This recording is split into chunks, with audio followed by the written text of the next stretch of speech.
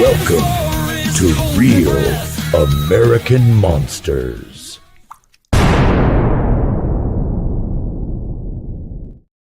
Hello, my friends in Monsterland. Tuesday night, once again, on the Untold Radio Network's Real American Monsters.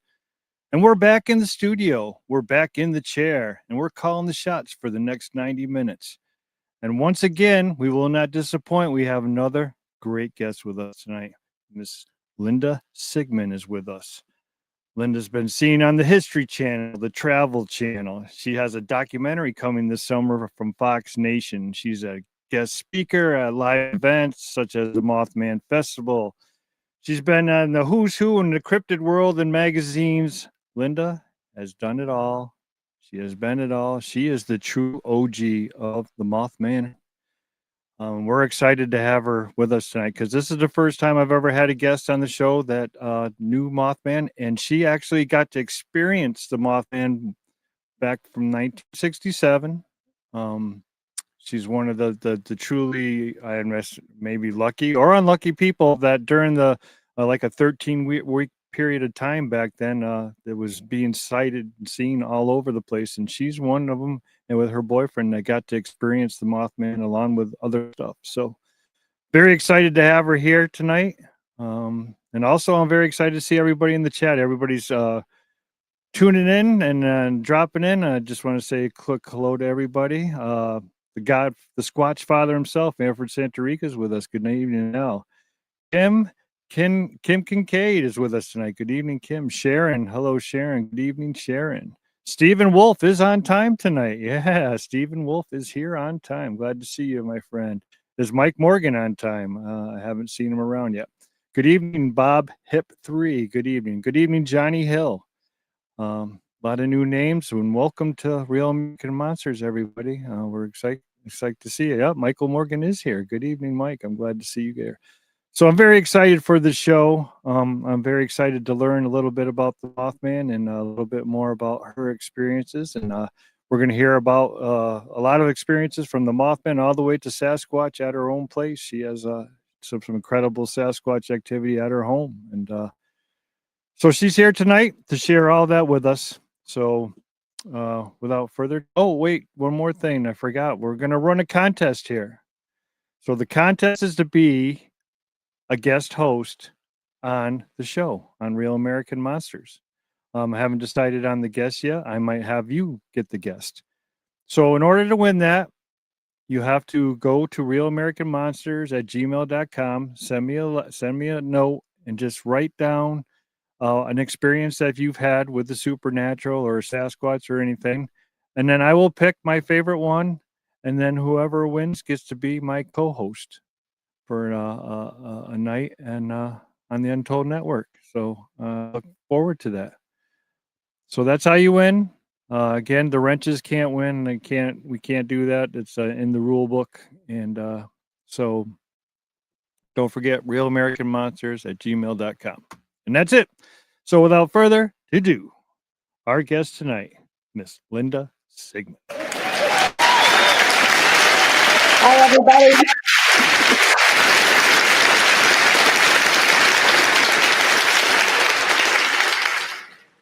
Hello. How are you? Hello. So Thanks for having me. Yeah, I'm very excited. A good friend of ours, Kane Michael, introduced us and said you got to have Linda on the show. And so here you are. And I messaged Kane today and told him you would be on the show tonight too. So I'm sure he's watching. Hi, Kane. Hello, everybody. So welcome.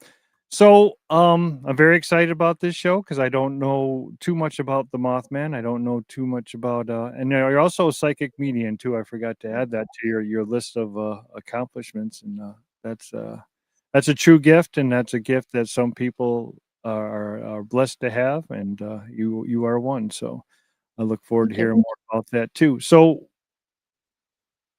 let's there's some of the people in the audience probably know who you are, and some people probably don't know who you are. You want to just give everybody just a little small bio on yourself and everybody a little bit more about you.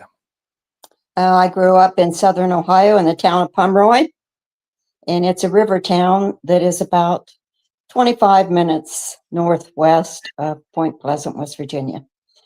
And I grew up during the time of Mothman, and I was a junior in high school at the time of my sighting. And it terrified me. I've worked through it, and I'm here to tell it. And it was very exciting, and I'd like to share it with you. Whoops. Uh-oh. Something happened here. Did you see that? Something's going on here. I'm a slider. I affect equipment, so it might happen. Almost always happens when I'm on a podcast or something. I've blown out camera lights. Not it either. I don't know what's going on here. I can't get you back to where you belong. Want me to go out and back in? Oh, well, hold on. Just let me check. Sorry, guys. I don't know what happened. This is never happened before. I don't know. Let's see. All right, there we go. Are. Hello. Sorry about that. Technical difficulties. I guess you're true. That's what you told me that before the show, that you had effect on the. Yep, I sure do. I've blown up microwave, little oven lights, street lights, cars, all kinds of stuff. Jeez. The drill, all kinds of equipment, lawnmower. So there was like a 13-week span back when the Mothman was being seen all over Point Pleasant. Is that correct? Is Yes, about right? It began in November, I think on the 15th of 1966, and it ended 13 months later on the 15th of December when the bridge collapsed in Point Pleasant. And that spanned over the Ohio River between Ohio and West Virginia. So before we get into your sighting, well, what was being reported in the papers at first before you even had your sighting? What were they saying in the papers? There was a radio station called WMPO that was local, and people were calling in. At first, people started seeing lights along the river and seeing orbs and different things, and people would call into the radio station.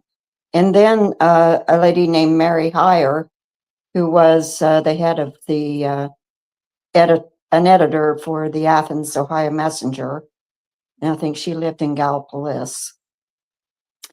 And she got wind of it, and people started writing to her. And then when John Keel came down, I think, and then they hooked up together and started going out to the TNT area where a lot of these lights happened. And that happened after the kids were chased out of the TNT area by the Mothman. And Linda Scarborough and her husband and the Malays, they were all four in a car. And the TNT area is an old munitions area where they built bombs or material to go into the bombs during the Second World War. And then it was abandoned. But I can remember going into the old building. It was just like an old warehouse, factory type of a thing. It was made out of bricks. And the kids used to hang out down there all the time. And then the Malays and Scarberries had their encounter with the Mothman. And every since then, people started going up there to look for it, which I did too, with a bunch of kids. We all did. And round about Halloween, we all went down there and saw a bunch of lights and stuff. But that was the following year after I had my encounter. So it was like a hangout for the kids. It's several acres. Who is it? McClintock Wildlife Preserve is the owner of it. So they allow hunting and things like that and fishing. And there are old bunkers there that housed the remainder of the explosives that were, used to make those bombs. They got most of it out of there. I think maybe even during the 70s and the 80s. And then I think it was in the 90s, one of them blew up that they didn't that they didn't get out of there. And I think about that a lot. And I think, we used to go down there every weekend to look for the Mothman. And what if that thing would have exploded with all us kids down there? So it got so bad that the police would come down and they made a roadblock so you couldn't get in. But, kids, we knew back roads. We knew how to get back in there. And so we did. And then when things started really heating up and the men in black were down there and the police just didn't want kids down there, my dad got wind of it and he said, "Don't you go down to that area anymore. I don't want you down there." There's he called them G-men. That was, I guess, he said they were down there and he didn't want them up around the house messing around asking questions and just not to get down there. Well, he didn't tell me to not go looking for the Mothman. He just said don't go to the TNT area. So that's how I had my encounter. Was my boyfriend and I went in another direction.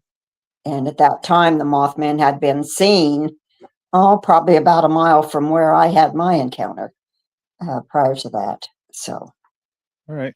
Well, what was before we get to your encounter? I just want to get a little some back history. What were the local authorities doing? Were they trying to hide it from everybody? Or obviously, you said they're setting up barricades, this and that. What were they calling it? What were they saying was going on? They just said that it was people in airplanes. And there was one man, I think he was a dentist, and he would fly over. But us kids knew, we saw the plane and we knew it was a plane, but the authorities didn't want anybody down there. It's not a real safe place. You can drive for about 2 miles straight, and then it comes to a T, the road does, and then it goes off in all these other different directions. And in between all those are ponds. And the kids would get down there and they'd take boats and rafts and swim and, drink. And it just got so bad that it was almost like an amusement park for teenagers. Well, later on, I had a 65 Mustang, and I'd go down there and run the 1/4 mile with the boys. We hung out down there and really weren't causing much trouble, but there's always a group of kids that are drinking and causing. There's houses all along that area. I mean, it's like it's a rural area, but there were homes, and they were causing a lot of excitement, and the people around the area were complaining. And I think mostly they didn't know what this creature was. They had interviewed the Scarberries and the Malays, and I think, I do know there was a sheriff. His name was George Johnson, and he was from Mason. And I do know that he believed him. And there was another one that was down there, I think from Point Pleasant. And I think that they knew that there was something down there going on. And with the investigators down there looking around, they were afraid it was going to escalate and someone was going to get hurt. And they didn't know what they were dealing with. And that building, like I said, there was equipment and old metal sheets and different debris. It's cleaned up now, and you can go online and you can type in the TNT area pictures, or photos of the 60s or prior to that. I would say, during World War I, and you can see what it looked like during that era. But when we were kids, it was just an old dilapidated bunch of buildings. And the kids would go in there, and it was exciting. You didn't know what you were going to see. And almost every time you went down there, you saw something like lights or, shadows, or it was just the excitement of the hunt. And so they got so that they didn't want you down there. The National Guard has a building real close to where one of the roads goes back into the TNT area. And I think some of them were even down there maybe at that time. And I think because it's all fenced off, it's government land. And there's more to what was on the outside. From what I understand, and from people that I have talked to through the years, now I can't say that this is a gospel truth, but there's supposedly tunnels from those plants that made the explosive to the river, because it's probably about maybe a mile, or maybe even 3/4 of a mile from the entrance into the TNT area to the river. So I heard that there were tunnels that went from that plant to the river and also down to the bridge that collapsed, where they would load stuff, supposedly. I don't know this, but for a fact, but where they would supposedly load that stuff. Now, what they were making down there, that's something else too. If people want to do a little bit of research, it's a possibility they were doing something else other than really making all this stuff. Who knows? And that was one of the things that they said, that maybe the creature, maybe they were changing animals into these creatures or something, and something got away. Well, what I saw, it was man-like. What I saw wasn't from, I can't say it wasn't from this earth. It wasn't from, I think it wasn't from this dimension.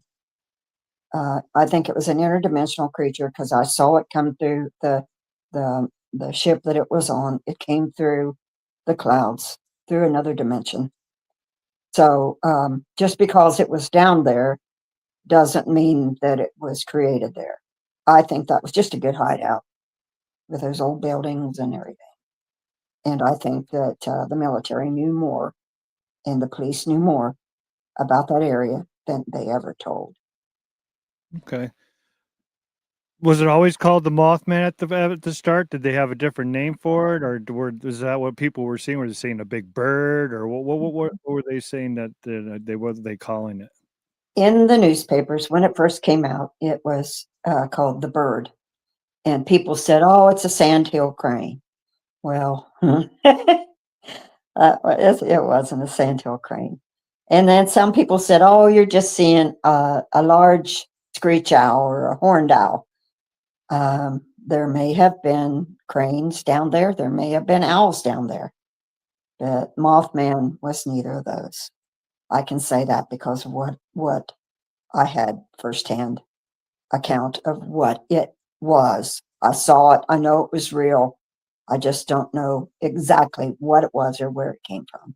Okay, so let's dive into your encounter here. Now, if you guys never heard her encounter before, it's definitely one to listen up to, and it's a good one. And so here she goes. Just a second. I need a drink. Before I start, I'll tell you that I didn't come forward with this until it was about 2019, 2020.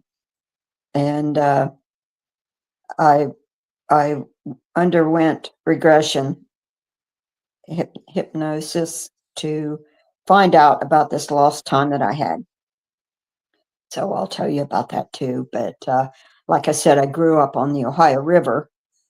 Where I lived was just right over the Pomeroy Mason Bridge in a town called Pomeroy. And on the other side was Mason. And I was born in Mason, but I lived on the Ohio side right by the river. And so I was familiar with both sides of the river, had friends from both sides. And that spring in April, I met a boy from Mason, and we went out a couple times, and we talked about the Mothman, and he wanted to go down to TNT area and look for it. And I knew my dad was very strict.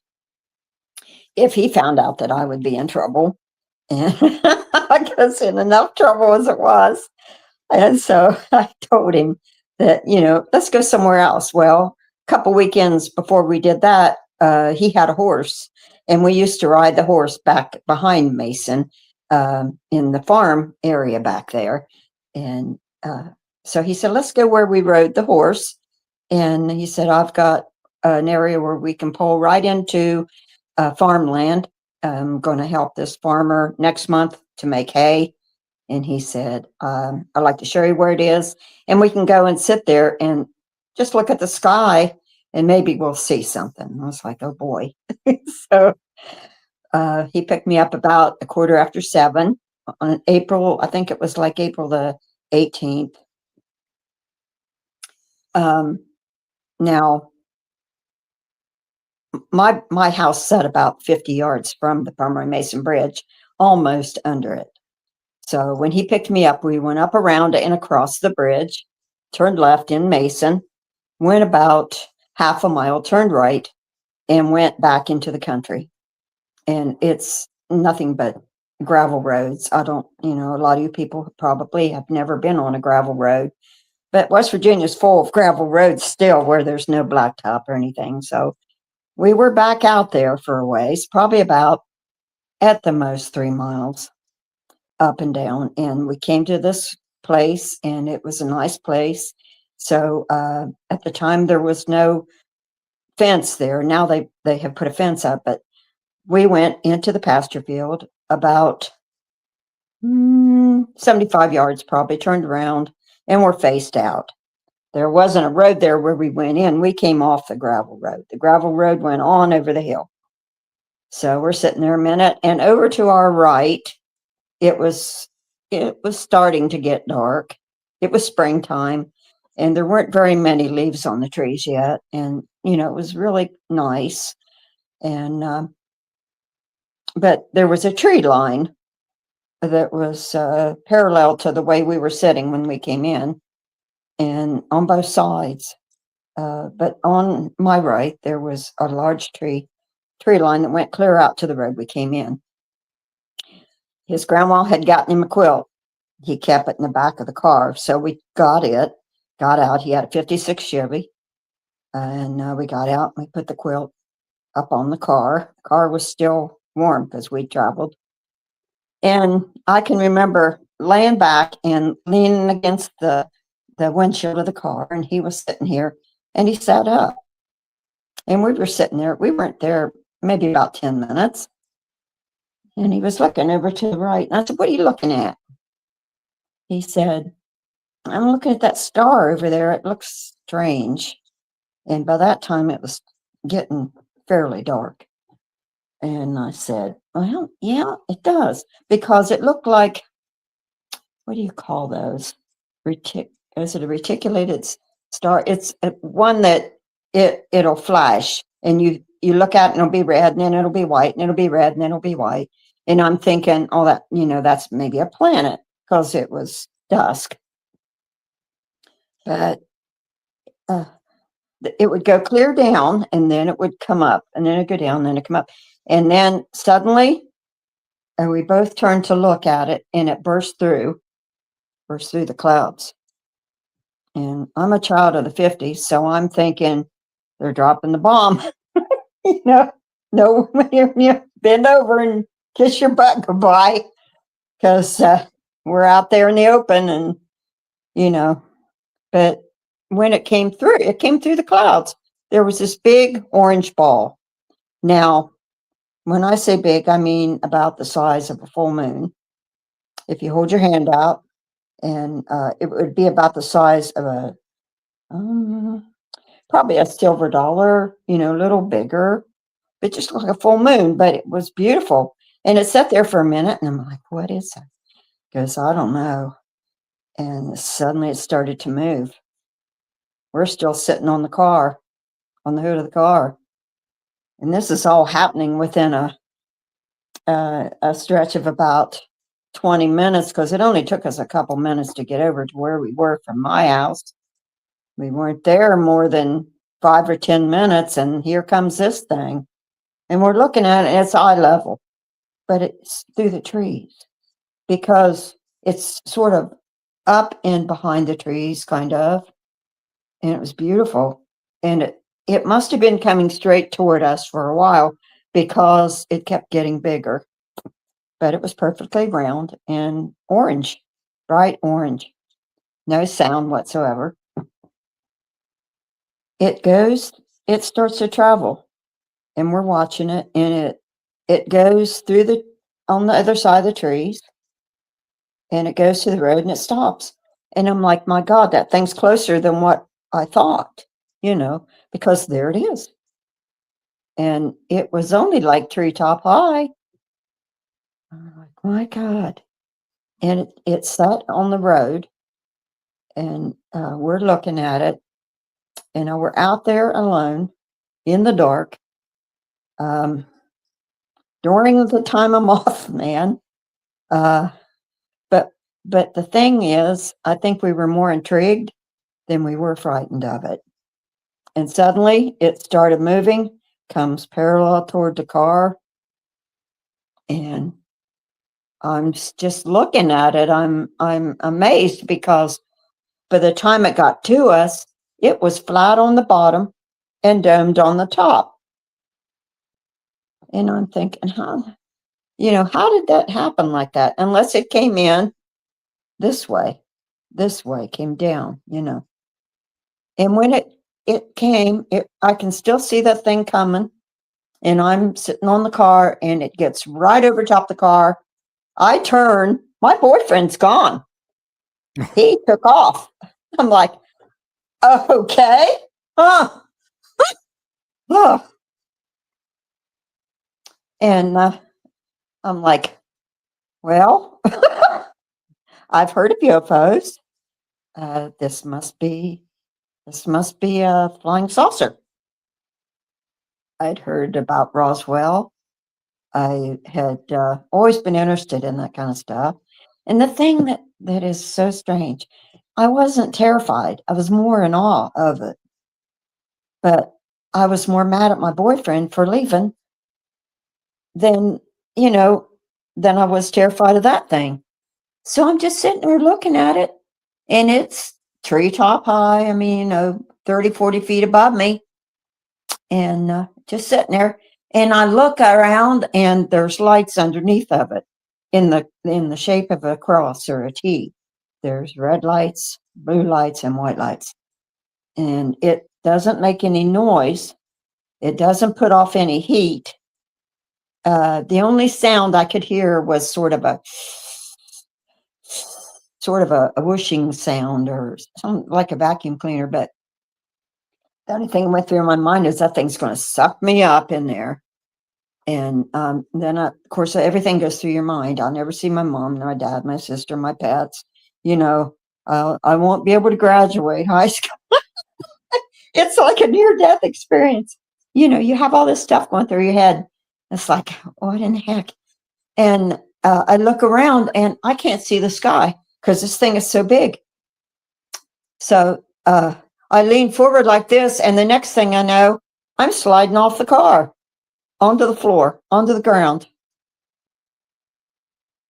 Okay, here's where it gets weird. I had about anywhere between half an hour to 45 minutes of missing time. The next thing I know, I'm in the car, and I'm just I don't understand. There's light everywhere. There's light everywhere, and the thing's still up there. And I turn, and my boyfriend's sitting just in a stupor, and he's leaning against the steering wheel, and I'm like, what is that? And he goes, I don't know. And he kind of comes out of it. He goes, we got to get out of here. He hadn't even started the car, and I can still see him trying to get that car started. And as he was reaching down and starting the car, I see something up at the front left bumper of the car. And it's a creature, and it's standing there. And I'm like, look at it. And he goes, I see it. It's a UFO. And I go, no, look at that. And I couldn't get it out. And it jumped, and it flew and over the top of the hood of the car into the trees. And forward we go. And as we're going, the thing's going too. We get out to the gravel road. It goes straight over the hill towards the river, and we make a left. There's no seat belts back then. I'm hanging out of my side of the car, of the passenger side. And I'm almost sitting in the window because I want to see that creature, that bird, that whatever that is. And I see it, and it had flown up into the trees. There was no leaves on the trees. And because of all the light from everything, I could see its silhouette, and it stood up and it turned around. And I'm like, oh my God. And I'm like, did you see that? Did you see it? And he's so mad at me. He's like, I'm trying to drive. I saw it. It's UFO. And he's fishtailing down the road. And, we're flopping around in the car. And he's like, oh, we almost lost it. We almost went over the hill. And the gravel were flying everywhere. I can still hear it. I can still feel it. I can still see it. We get down to the bottom of the hill. And I said, stop, stop, stop. And he stopped a minute. And he said, what do you want? And I said, I want you to go back. That thing's up there sitting in the tree. I want you to go back. I want you to see it. He's like, I'm not going back up there. I was like, please. I was begging him to go because I didn't want to be the only one to see it. And he said, we'll get down here and we'll pull in. There was an old coal mine, a strip mine. And kids it was like a lover's lane. Kids used to park down there. And there's still a few old broken down buildings and things. And we pulled in there. He said, we'll sit here and we'll get our bearings, and then I'm going to take you home. I'm like, but I want to go back up there. And we argued a little bit about it. And then I thought, well, whatever. So we get ourselves settled down and try to make sense of what we had seen. And I look at my watch, and it's 8:30. I'm like, wait a minute. Well, we got there. We left at 7:15. We got over there, and it wasn't even quite 7:30 yet, I don't think. We were there 10 minutes at the most, and here came the thing. What happened to that? What happened to all that? Half an hour to 45 minutes of time. And he didn't want to talk about it. I don't know, he said. I don't know. You looked wrong at the clock.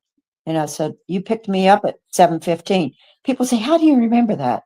Well, it's like when you're in high school and you have to remember, like 77 years ago, our fathers brought forth on this continent a new nation. You remember things that you have to, or that you want to.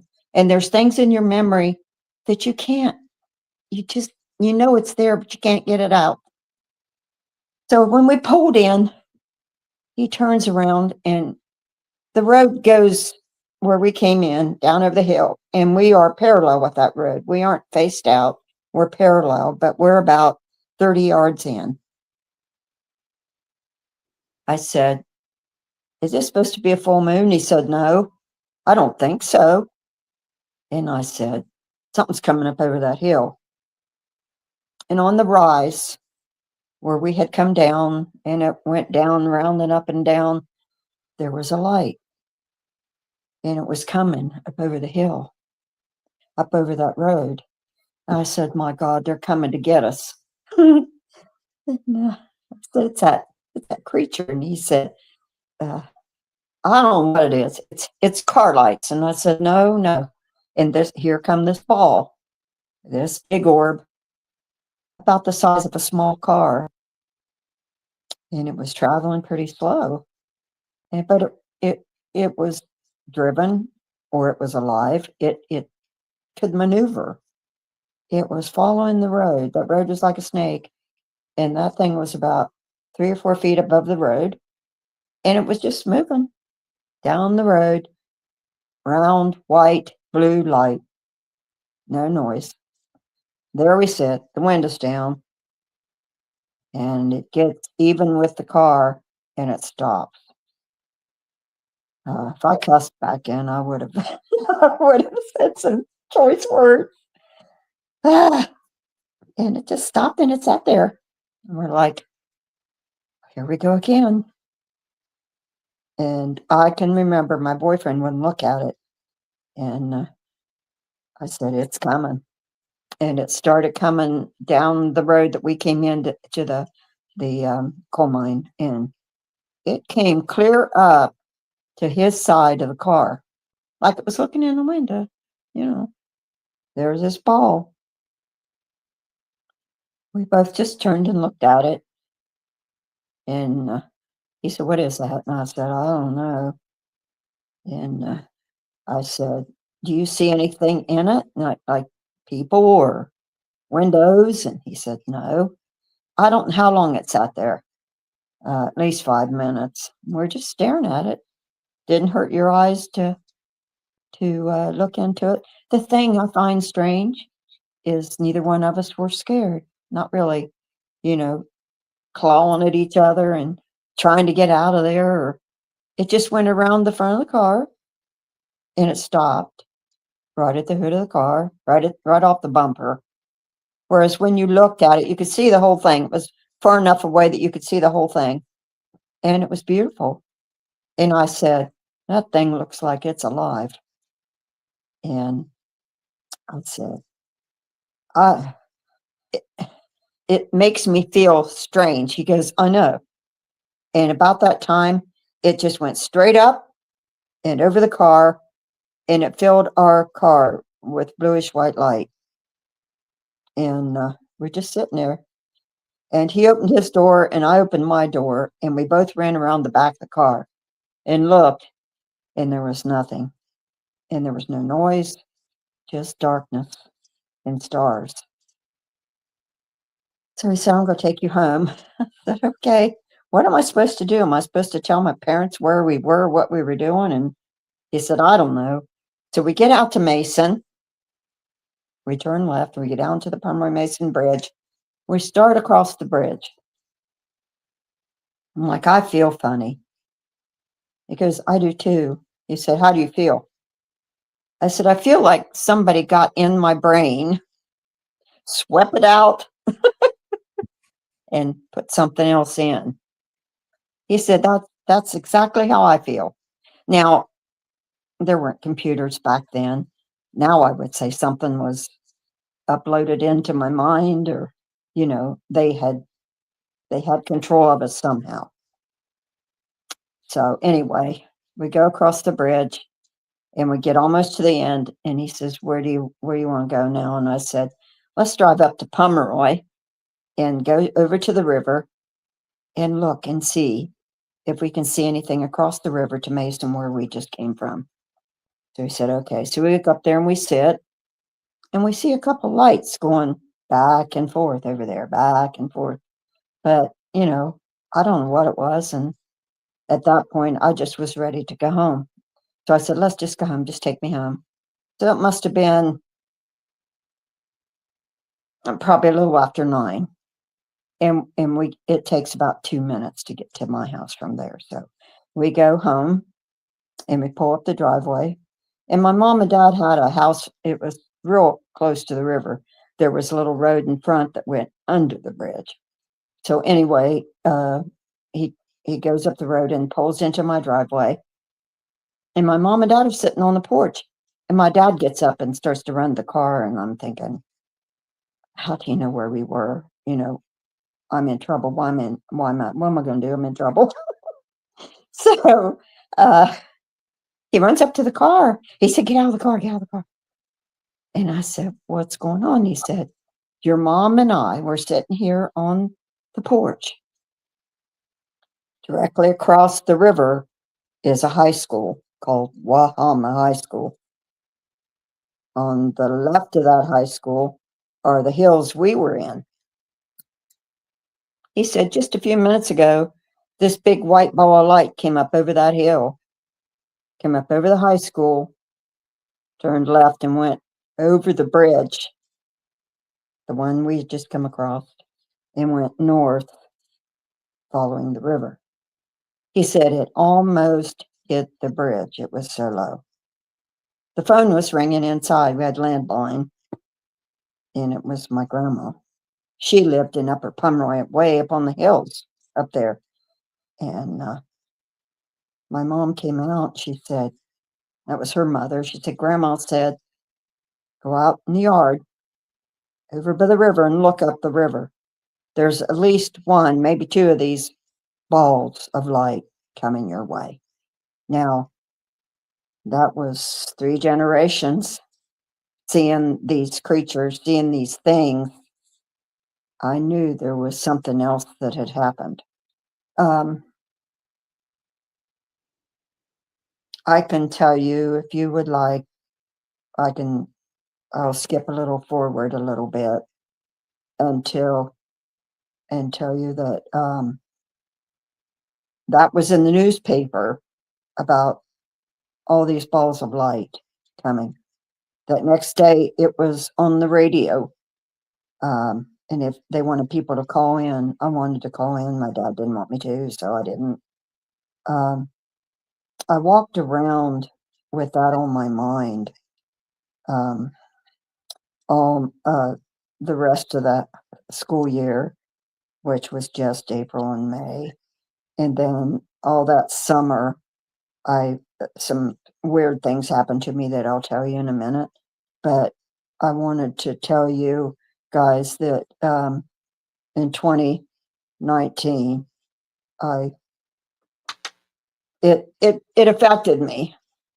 So I had to have some therapy.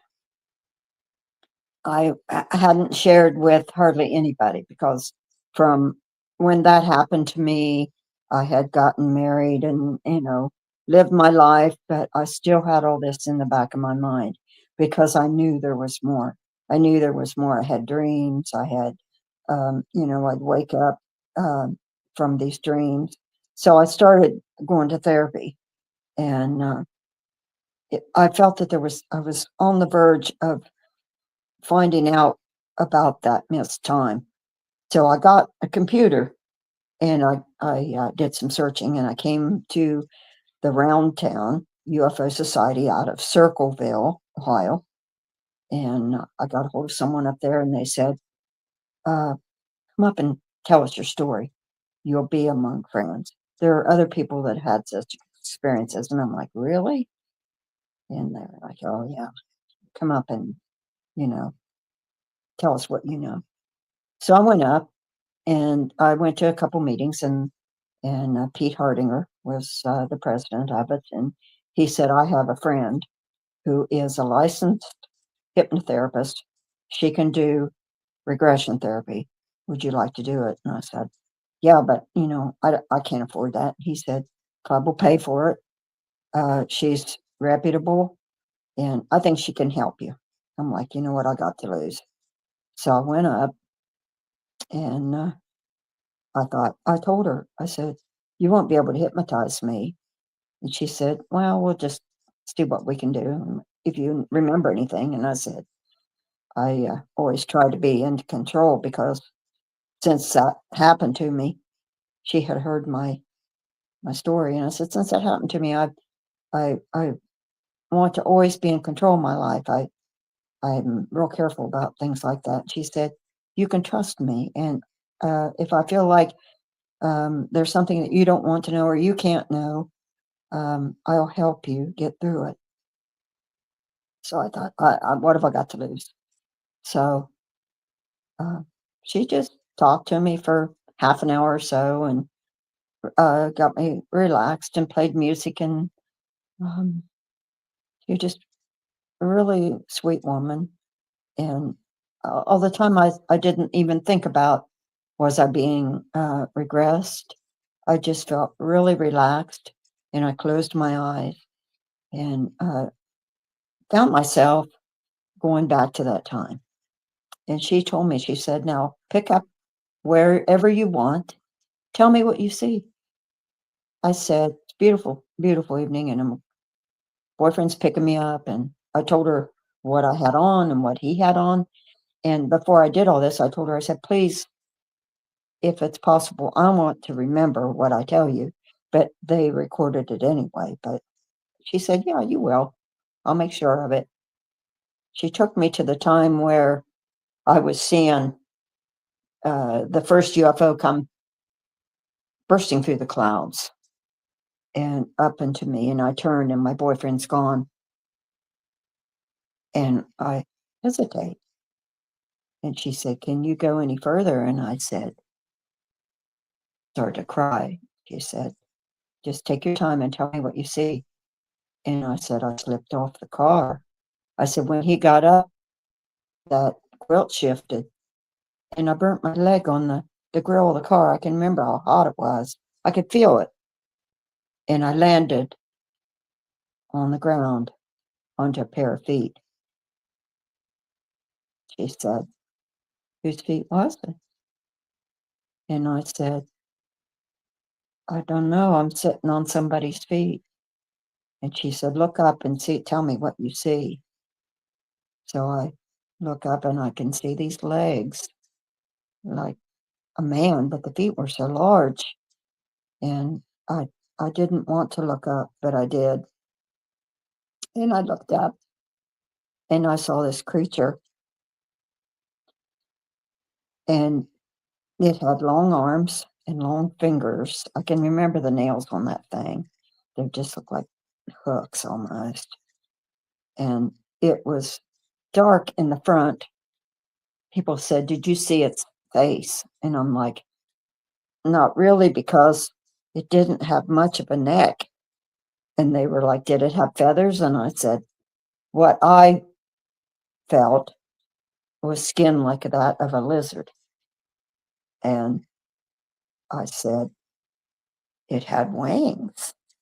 It had these big, huge wings, but it kept them back and down." And she said, "What happened next?" And I said, "I'm looking for my boyfriend. I can't find him. And I can't scream. I can't do anything." And it picked me up and it carried me over to the car. It had me in one arm. And I can remember it felt cold against me. It didn't feel like a pet, a dog, or a person. But I didn't feel any animosity. I didn't feel any evil, anything evil. It picked me up and it took me over to the car. And I can remember it somehow got the car door open. It was ajar, I think.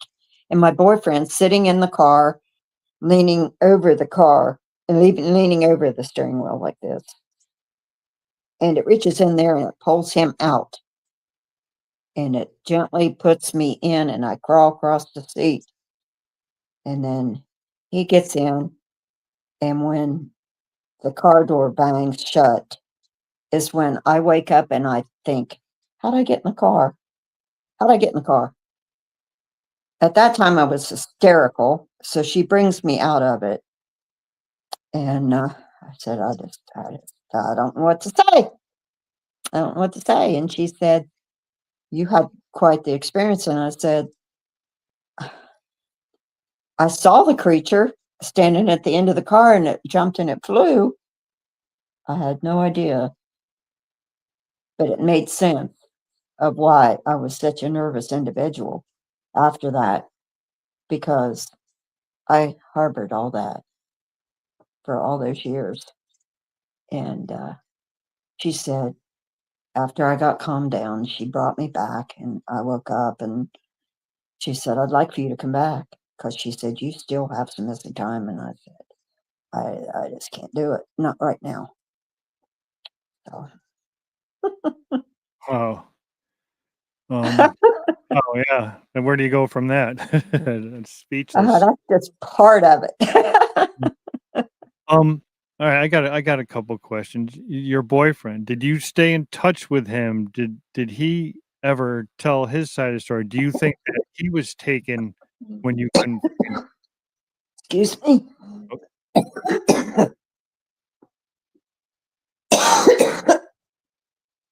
I choked when you said that.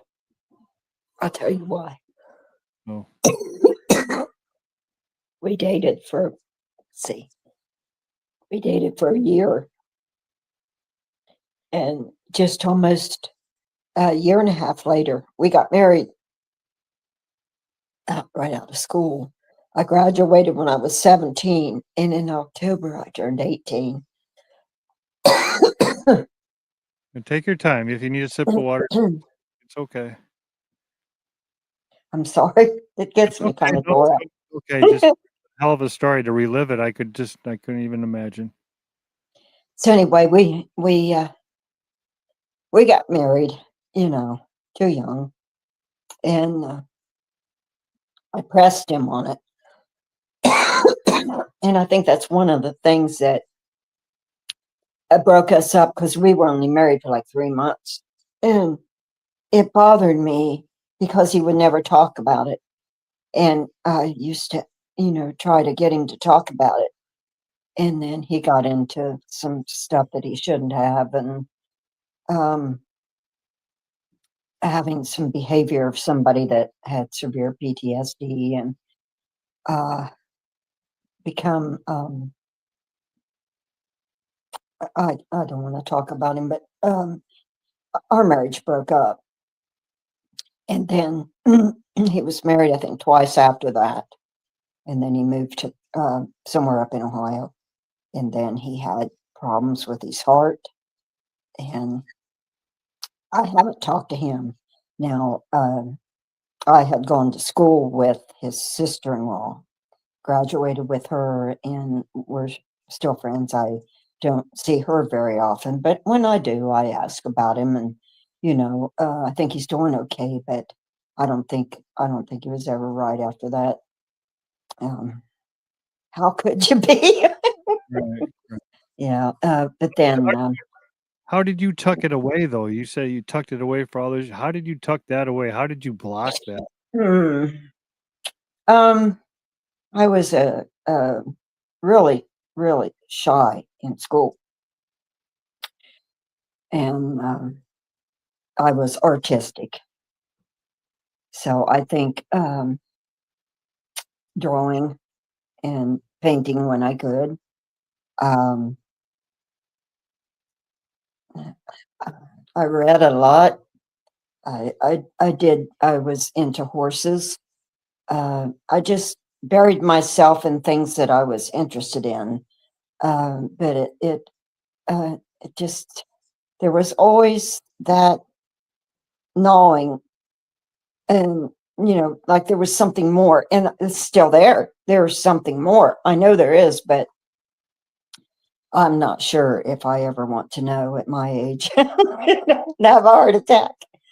But it still affects me. I still, every now and then, I'll get triggered. But I think I'm doing fairly well, because I have learned to learn from things that have happened to me. And in this experience, I've learned that it could have hurt me if it wanted to. They could have taken us if they wanted to, because we were out there and there's nobody else out there.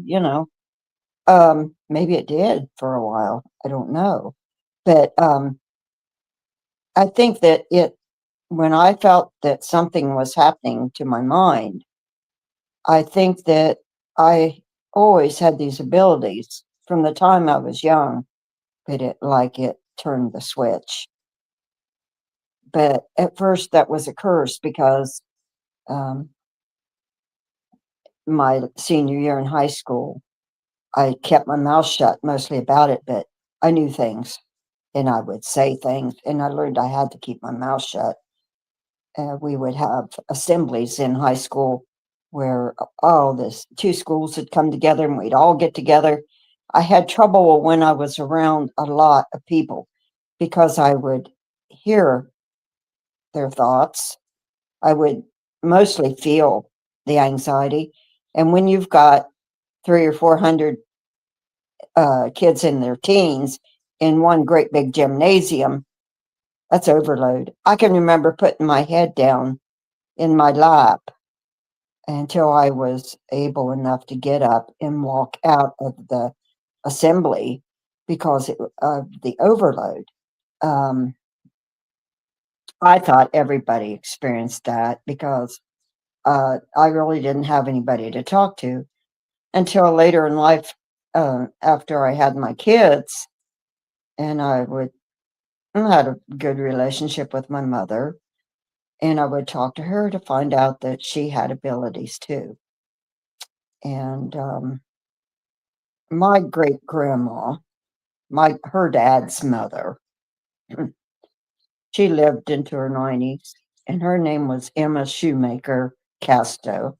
Now, in the 2017, I started really getting into the family genealogy, and I found out in the Shoemakers, um, and her direct background is Sylvia Shoemaker Brown, and there are other people that have abilities on that Shoemaker side. They all came from, I laugh, they came from France, like the Coneheads. But, and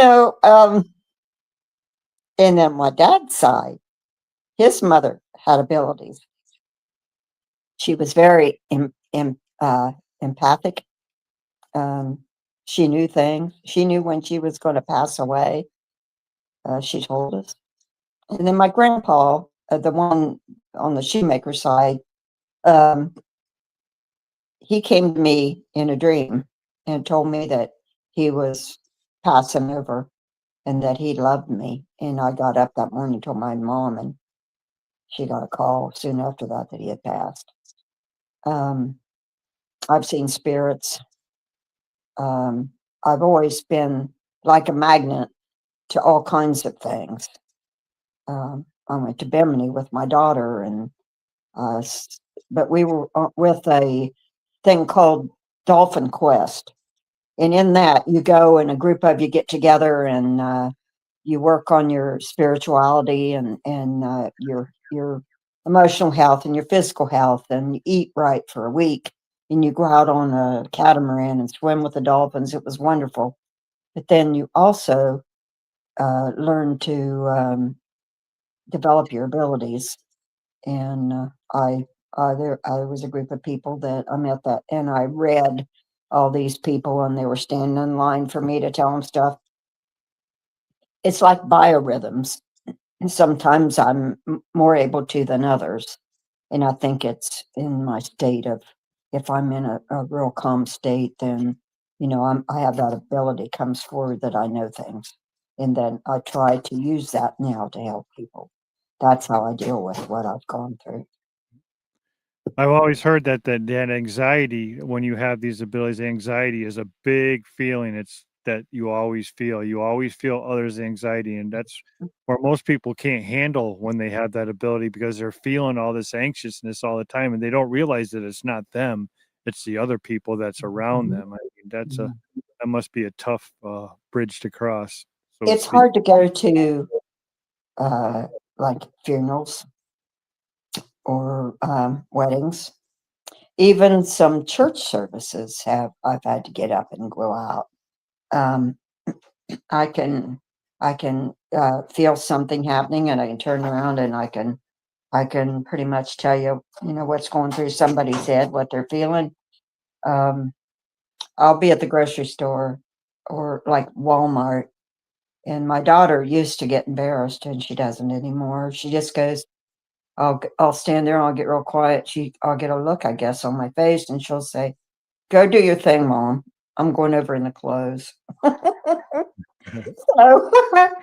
and I have told people, your mother's just passed. This one girl, I told her, I said, your mom just passed. And I said, I feel that she wants you to know that she's fine. And you came on this vacation because you thought about not coming, but you came anyway. And I told her what her name was. And I told her what her grandma's name was, and I told her where they lived. And she said, how do you know that stuff? And I said, well, it used to bother me. I used to think it was evil. But I found out that there's it's biblical there's a gift of discernment and prophecy. And I think that, I have that ability. I'm like a conduit from God. He gives me things and tells me things. And I have prayed about it because I'm a born again Christian. And that's very important to me. And I prayed about it that please don't tell me anything to share with anybody if it's something bad, because I don't think I can handle it. Right. So, Well, everybody, we're going to open up the questions. We're already over the hour, almost hour, 15 minutes. sorry. No, that was great. I have one more question before we go to the chat room and for questions. So remember, everybody, I've starred a few that I've seen gone by. Again, I have that bad eye, so don't forget if I missed you. I'll try and find it again. But I'll uncap letters and we'll get the question because Linda wanted that important part to Yeah, it's important. be able to ask. So my last question is, so you went through all your experience and all the stuff that happened in those 13 months and then finally the bridge. Why do you think that? What was the exclamation point at the bridge? What was your theory on the whole reason why they were there? I think, in my opinion, that Mothman, whoever he is like, I wouldn't call him a banshee. And he's kind of like the opposite of a harbinger of doom. I think he was there to warn people that something was going to happen. He showed up down there at a time when I think he was trying to draw people to him and maybe away from downtown Point Pleasant. Most of the people that I have talked to, a good bit of them, not all of them, but a good bit of them, if they did a little research, they might find, such as me, are related to Chief Cornstalk. And if anybody knows about the history of Point Pleasant, and Chief Cornstalk and his son went to try to get a treaty with the, correct me if I'm wrong, the English. And in doing so, while they were there, some of the military men or militia men were killed. And so the group of people that were there outside of where he was there to sign some treaties came in and rushed a building and killed Chief Cornstalk and his son and a couple other people. And supposedly he put a curse on the land. But I don't know about the curse, but I do think that I think that he has something to do with everything that's happened down there. And as far as Mothman, maybe he just appears to us how something that we think he might look like, maybe he's actually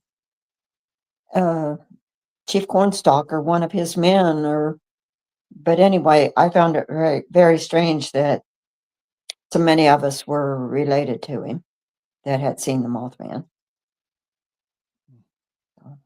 And I just think he was there too. He just kind of got the blame for it, because he was gone pretty much for a long time after the bridge collapsed, and that was such a horrible time. It could have been a lot worse. It was bad enough.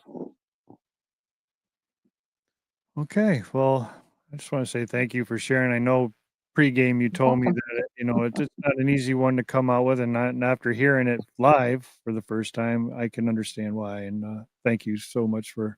Oh, you're welcome. Um, It's hard to believe, but it's true.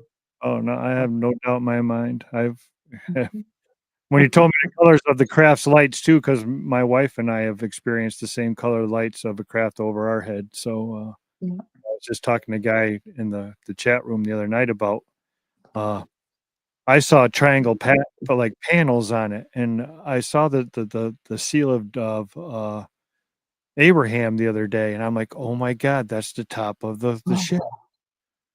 So I drew it all out and everything, and then I flipped the ship over with what I saw that night, and there's the Star of David right on the ship with the red and the white and the blue lights. Were the red and the blue lights on the back and the whites on the front by any chance? It was kind of in like a T. I can't remember now. I think I drew it in my book. It may not have been exactly like what I saw, but I can remember those lights. And Pretty wild. yeah, isn't that wild? Yep. Mm-hmm. So, okay, so we're going to the chat room now for some questions. Kim Kincaid asks, here we go. Linda, you went back. Did you go? You went back after your encounter? Have you gone back to the same spot? Yes, and Jason Kinsey from Searching for Sasquatch got a hold of me. He had heard my encounter, and he for a couple years he'd been wanting to come and interview me and do a documentary. And finally, he was able to come, and he stayed here, and we went to the exact spot where I had my encounter. I had only been there once before with my kids, and this time we went back, and he filmed it, and it will come out in the Searching for Sasquatch series on is it Fubo or YouTube, and next fall probably, and it'll be Searching for Mothman. Now we went to the TNT area and all around with Jason, and then we went back in the dark to the area down over the hill from where I had my encounter, and we had a spirit box, and we were back in the woods, and it just kept saying, let's see.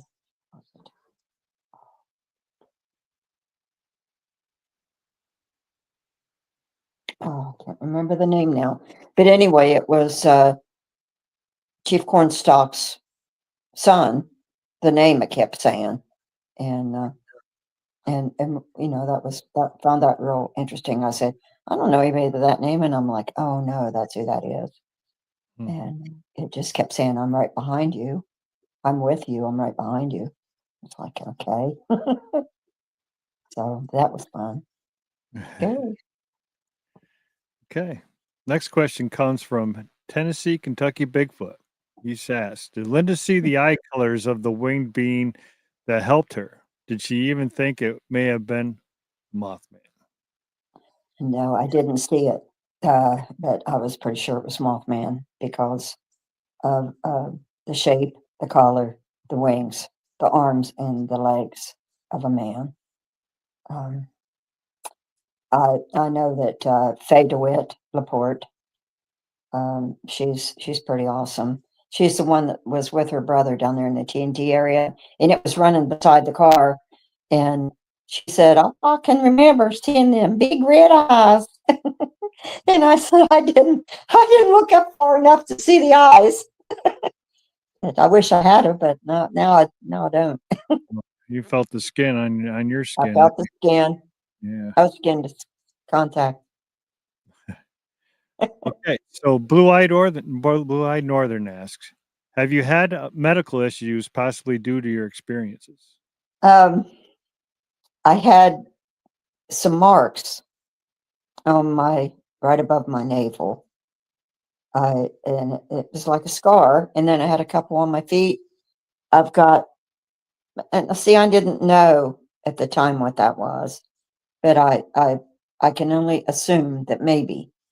But I have one in my knee and one in the under my index finger. There is like a little, you know what a BB from a BB gun is? And it's metal. I tried last year, I tried to dig it out, and I couldn't. It just kept moving around in there. So it's still there. So whether that's an implant, probably not. But you know, and then that spot on my navel which I didn't even really want to think about that. You know how they say they harvest eggs and things. Uh, um, I don't even want to think about anything like that. That's too much. And then I was sick. Um, let's see, not too long after that happened, I had like mononucleosis symptoms. I just was really, really tired. And I have heard that that's kind of like radiation poisoning that can make you feel that way. I don't know. It's just, and then my glands were swollen. That was the only things that I had. So that could have happened anyway. So it's just all, I don't know. Okay. Bob Hip 3 asks, what is your description of how it looked compared to the common description? I guess that was the same, but Well, if you're all familiar with what the statue looks like down there, that's it didn't have a six pack. I draw, I paint, and I have a couple of paintings that I have seen that look like it. The thing that I saw didn't have any feathers, but then again, I didn't touch its wings, so maybe it had feathers. I don't know. I didn't really. I was in such a stupor. All I could feel was that leathery skin, and I can remember had a hold of like an arm. And as far as looking like things, it's more like a man with wings, and it was thin. So and it was tall. That's one thing that that thing was 8 feet tall, probably. It was tall. It was big. So, and when it flew, it jumped and it put its wings back against itself and went up in the air like it had a jetpack, but it didn't. Just like Superman. Mhm. did you ever see it go into the ball of light or anything like that? Did you ever see it come No, ball of no, light? no. I just assumed it was with that because it wasn't there, and then it was, and it was right directly underneath of that craft. So I just assumed that it was with it or had something to do with it. But as far as I'm concerned, that was, from what I hear now, that was coming through another dimension when it parted. And so I think that's how I form my opinion. These are interdimensional creatures. Right. I think those balls of light are an energy type of source I think they're alive. that Mhm. awakens ancient technology, ancient beings that are still on this earth. And when they come around and they get that frequency or that Mhm. signal or whatever it is, it awakens these things. And I think that's what happens. Again, that's just my opinion, and I don't know, but I get the willies just talking about my hair sticking I straight up. agree because I thought that it felt like it was alive, and you know, he kind of felt that way too. But we said that's not possible. Well, nowadays that you hear that all the time. People say that some of those orbs are alive, and even Bigfoot. I have those orbs around here, and uh, it's all a lot of us assuming. There's just so much we don't know. Mm. It's interesting. Okay, here we go. Next question. Mahara Shell -D4H asks, TKB, is this your favorite cryptid? For me, uh, I like Bigfoot. um, Mothman. It's frightening, but I think that Bigfoot are a people. Um, they just are more advanced than what we are, and they have more abilities than what we do. And I'm inclined to believe too that they have either the ability to come and go through another dimension, or they have the ability to change themselves in the dimension that they're in. But I think they are just another creature like we are. So I'm more inclined, if I have to pick one, it would be Bigfoot. Okay. Blue-eyed Northern asks, do you believe there is a message you are to pass on? Oh, a lot of messages. Um, I think that it made me, it opened my eyes to be more empathic, have empathy for people, not to be so quick to judge. But I think I've developed that as I've gotten older too. But like I said, I think that the messages they're here. They've been here a long time. They're just a creature like we are on this earth. There's so much we don't know about. And I think we can learn from the way that they all live so close to nature, especially Bigfoot. If they're out there, and I believe they are, and look how they've survived and how they've lived without the help of technologies that we have. Right. Do you believe cryptids are all one and the same? Do you think they're all like they come from the same cloth? I think we all do. We're just different slices of the pie. I think that Bigfoot and Mothman and elementals, and I never used to believe in that kind of stuff, but when my eyes are open and I've seen so much that I think we're all just like rungs in the wheel. We're pieces of pie. We're all out of the same thing. I believe God. I believe in God. I believe that we're all his creation and creatures, and maybe some are bad and some are good, but I think we need to live and let live. But like I said, I think we all need to learn from each other in the respect that we all could live closer to nature, because that's where you'll find peace. I have to agree with you on that. I never believed in any of this stuff either until about 11 years ago, and then Mhm. it has all changed. Yeah, it's about when I came around about it.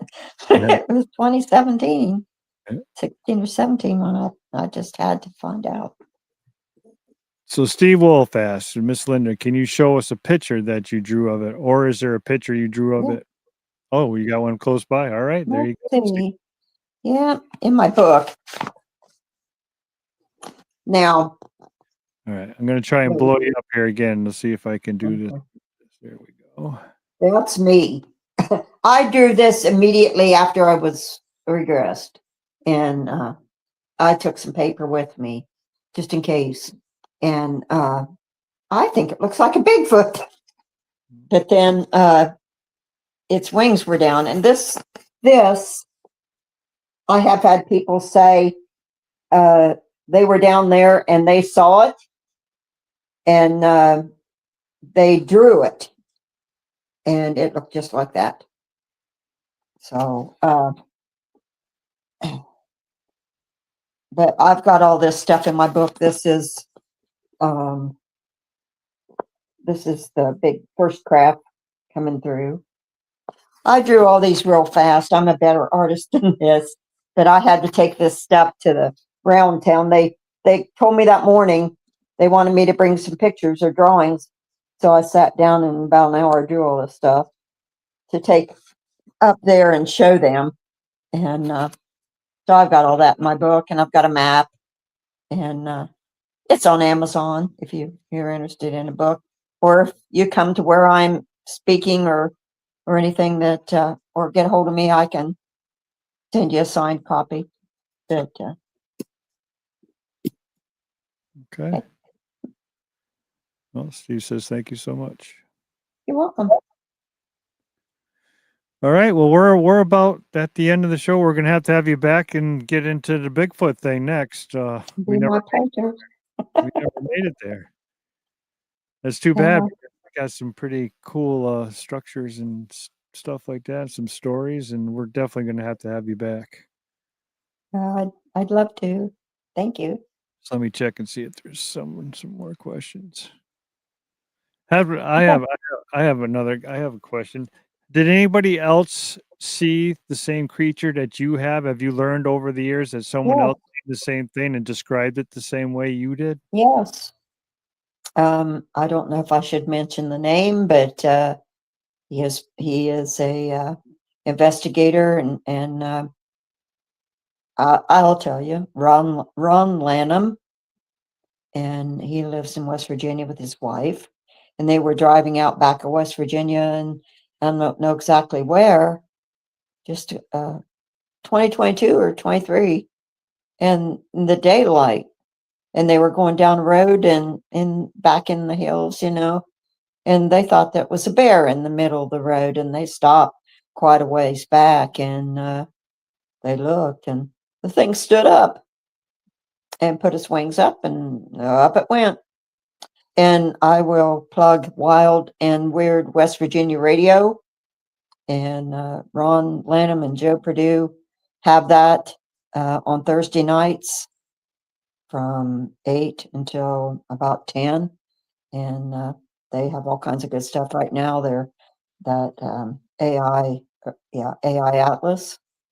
Three Eye Atlas, AI, 3 Eye Atlas. They've been reporting on that, and they go out and investigate, and they've got a new show coming out. But you can find Wild and Weird Radio on YouTube.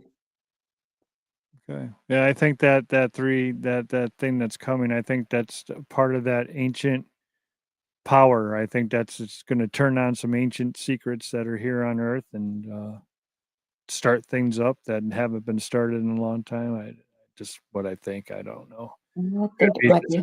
Could be just an asteroid coming through too. I don't know, but It's very curious, that's for sure. yeah, If we'll know within the next couple of days, especially if it starts coming down this way. yeah. I'm just going to go back out there where I had my encounter and sit. It must have been hell for all the bootleggers back then with all the stuff. Can you imagine? They couldn't even make and the grave diggers is down in Clendenin, West Virginia. I think that was where the Mothman was first sighted. These guys were digging a grave and they flew over. So I thank everybody for coming on and hearing me rant. Well, it was awesome. Everybody loved it. Everybody kept it cool in the chat room as always. Had some great questions, and yeah. So thank you so much. So I'm going to put you backstage, and I'm going to say goodnight to everybody, and then I'll be right back and say goodnight to you. Good night, Miss Linda Sigman.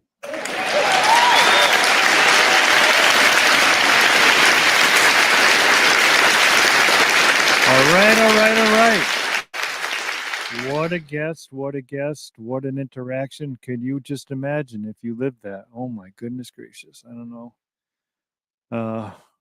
Yeah, I'm speechless. And it takes a lot for people to relive this. It does. And to tell people, to relive it and to relive something like that, it takes a lot. So again, I thank her so much for taking the time out of her schedule just to share with us, and it helps awareness around with everybody. So don't forget, if you want to be the guest host on a show here on Real American Monsters, just go to realamericanmonsters@gmail.com and leave a little story, and I will pick my favorite story and we'll get you on the show. Maybe even have you line up the guest of your choice. How's that? That'd be even better.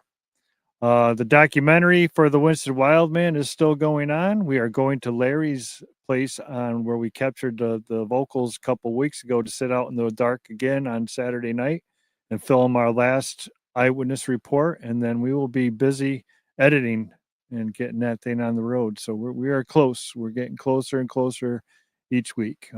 Takes a lot of work to do these things, and we're taking it as it comes, and we're excited.